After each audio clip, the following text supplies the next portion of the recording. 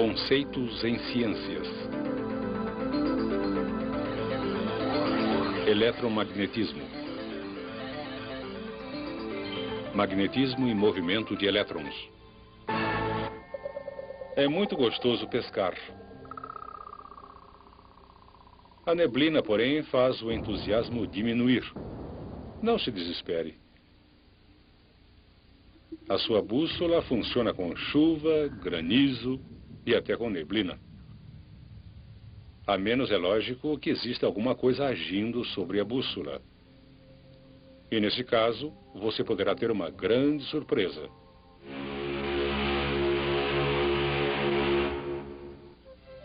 Uma agulha de bússola é simplesmente um ímã. E existe uma força de atração entre ímãs de objetos de ferro, mesmo à distância e mesmo através do vácuo do espaço. É como se mãos invisíveis atraíssem entre si ímã e metal. Nisso, o magnetismo é similar às forças que partículas carregadas exercem entre si. À distância, essas forças também agem da mesma maneira misteriosa. Durante os séculos 17 e 18, a eletricidade e o magnetismo se desenvolveram como ciências separadas e acreditava-se que não tinham qualquer relação. Então, em 1800, Alessandro Volta desenvolveu um dispositivo que abriu caminho para mudar essa crença. Seu dispositivo consistia de moedas de cobre e prata dispostas em uma coluna e separadas por pedaços de papelão embebidos em água salgada. Quando ele ligou um condutor em cima e outro embaixo, assim, e juntou as duas pontas, resultou uma faísca, indicando que estava ocorrendo um movimento de cargas. O trabalho de Volta levou finalmente ao desenvolvimento de baterias que podiam ser usadas como fontes de um movimento contínuo de cargas. Uma bateria como esta foi usada pelo físico dinamarquês Hans Christian Ørsted em 1819 para fazer uma experiência em que ele esperava provar de forma conclusiva que a eletricidade e o magnetismo não eram relacionados. No início, a demonstração pareceu funcionar. Quando a chave foi fechada, a agulha da bússola, que estava perpendicular ao condutor, não se moveu. Mas quando o professor Ørsted repetiu a experiência, dessa vez com a agulha paralela ao condutor, e a chave foi fechada, a agulha da bússola reagiu instantaneamente. Assim, ficou óbvio que a eletricidade e o magnetismo eram relacionados de alguma maneira. Como resultado das experiências de Ørsted, o físico francês André Ampère fez um estudo detalhado do campo magnético ao redor de um condutor onde se movimentavam cargas. Usando limalha de ferro, ele demonstrou que havia um campo magnético ao redor do condutor. O padrão formado pela limalha de ferro criou uma série de círculos concêntricos.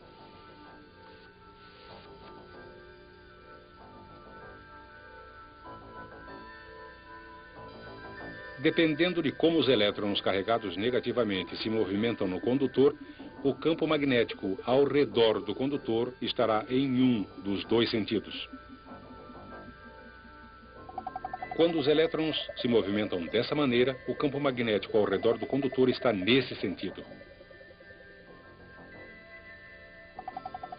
A inversão do movimento dos elétrons não afeta a forma do campo, mas somente o seu sentido. Ao inverter o movimento dos elétrons através do condutor, o sentido do campo magnético também será invertido.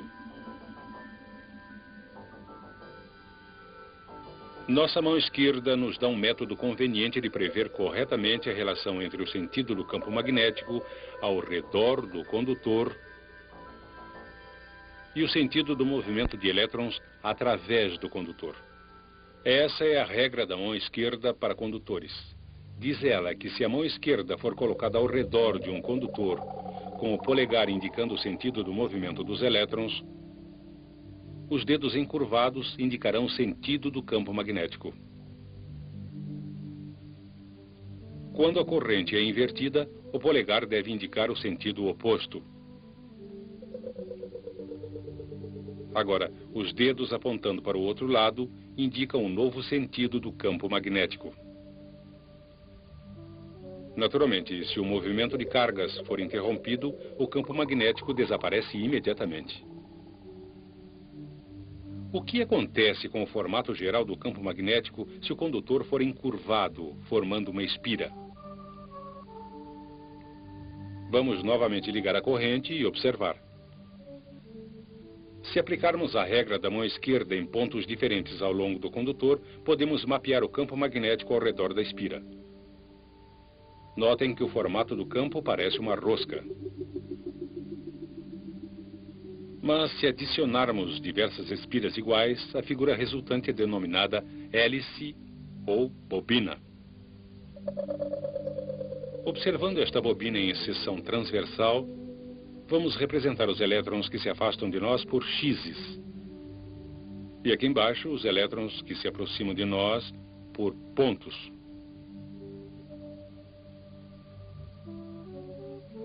Aplicando a regra da mão esquerda para condutores a toda a espira da bobina, podemos começar a ter uma visão do campo magnético ao redor da bobina como um todo.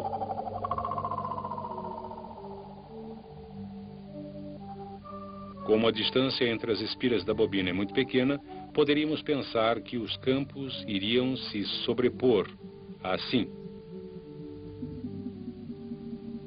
Mas não é o que acontece. Os campos magnéticos não se superpõem. O que acontece é que o campo de uma interage com o campo da outra para produzir um campo combinado, como este. Se examinarmos a área entre duas das espiras, podemos ver que dois campos que interagem, na verdade, se cancelam. Essa interação de campos ocorre entre cada uma das espiras da bobina, resultando um campo geral que envolve as espiras e parece uma oval um pouco achatada.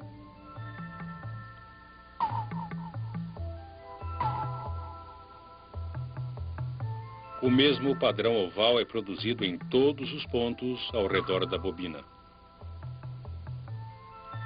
E é a combinação de todas essas ovais que forma o campo magnético de toda a bobina.